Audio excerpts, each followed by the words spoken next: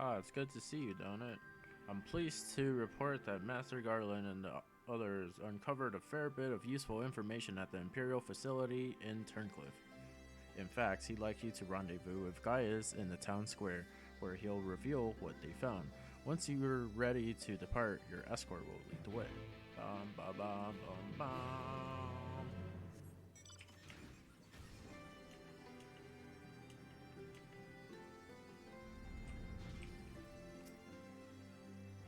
All set for the journey ahead? Travel to Turncliffe.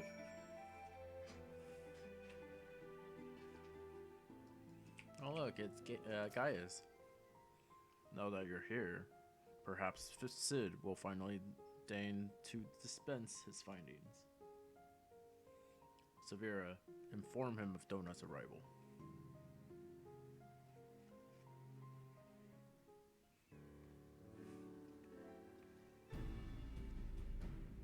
Thanks for coming. So, what have you discovered? To tell the truth, we were lucky to obtain any information at all, considering the limbs to which the Imperials went in covering their tracks. You see, the hangar below was not just used to store the weapons, but played a critical role in their creation. We now know the code names given to 3 weapons: Ruby, Sapphire, and Emerald. Obviously, we are all familiar with the first 2, but the third is something of an unknown quantity. At the very least, this confirms the existence of another of those abominations. What are we waiting for? Let's go for it. The problem lies astern in its whereabouts. None of the locals have seen anything resembling a weapon being transported either by land or air.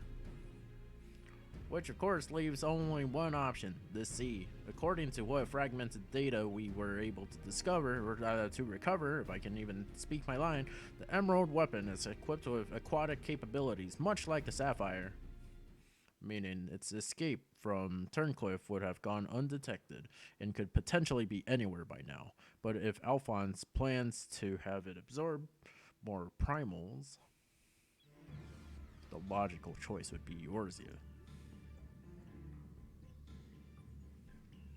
And traveling by sea would allow him to circumvent the front line of Kinlan entirely. The Alliance must be alerted at once. Hold your chocobo, Severa.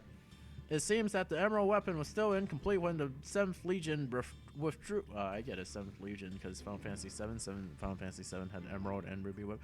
The 7th Legion withdrew from Turncliffe. It's far more likely that it was transported to another facility in order to add the finishing touches.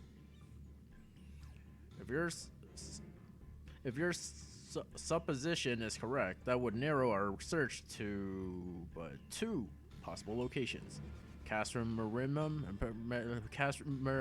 Marinum in the Rotana Sea, and Castrum, that place, in eastern Lenosia. Both of which are known to harbor remnants of the 14th Legion, your former subordinates, Gaius. Are those Namazus? Be that as it may, our objective is unchanged, Valdulin. You and Severa will make your way to Castrum Occident. That's what I meant to say. While Dona and I head for Castrum Marinum. Marinara? Should we locate the Emerald weapon? We will give the signal to dispatch the G-Warrior. Eliminate it before it can be activated. Sorry to disappoint you, but we're still repairing the damage sustained during the encounter with the Sapphire weapon. While Allegan machinery has its uses, it's a bugger to find replacement parts in a pinch. Sigh, says Donut. We've actually been working to expand its already impressive arsenal, but the G-Warrior itself is in no state for combat. While I am aware this is far from an adequate replacement, I can provide an Ironworks submersible to help Dona and Gaius reach Castrum Marinum. I'll have one sent ahead to Vesper Bay. Ciao, kid.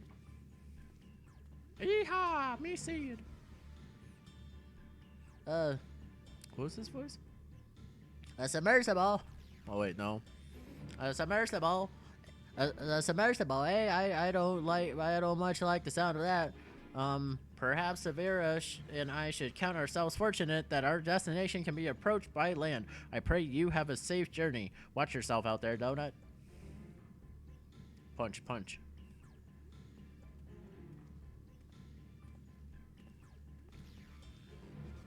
It is time we departed.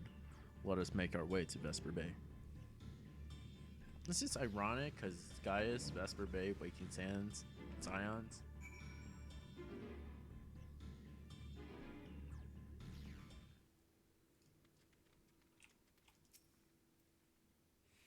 As per Master Garland's instructions, the submersible is ready when you are. But before you depart, I've received some scraps of intelligence regarding your opponent from my colleagues in Turncliffe. Apparently, it uses some sort of levitating hand-like appendages, 6 of them in fact, though we're not quite sure.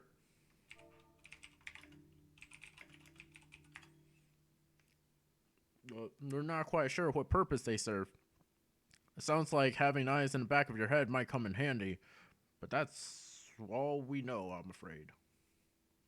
You have our thanks. After all, forewarned is forearmed. Four? If the emerald weapon has indeed been transported to this castrum, it would need to enter via the dry dock. We shall do likewise.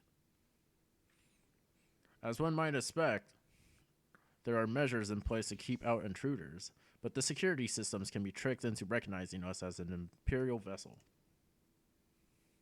That said, infiltrating the facility is merely the first step. Should the emerald weapon be activated, it is only a matter of time before the pilot uses Oversoul. We must silence the Ore Machina before this happens, and failing that, grant the poor soul at its helm the mercy of a swift death. Had these wounds healed more quickly, I could have gone with you, but I fear I would only slow you down. As such, I shall provide what support I can from afar. Whatever happens, the emerald weapon must be defeated at all costs. Alright, cool. Let me do expert real quick, though.